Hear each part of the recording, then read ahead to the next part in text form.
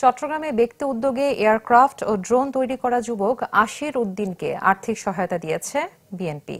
সকালে বাঁশখালীর প্রত্যন্ত পুঁইছড়ি গ্রামে গিয়ে আশিরের সাথে দেখা করেন বিএনপির সিনিয়র যুগ্ম মহাসচিব অ্যাডভোকেট রুহুল কবির রিজভী। আমরা বিএনপি পরিবার নামক সংগঠনের আয়োজনে বিএনপির ভারপ্রাপ্ত চেয়ারম্যান তারেক রহমানের পক্ষ থেকে আশিরের হাতে 50,000 টাকা তুলে দেন রিজভী।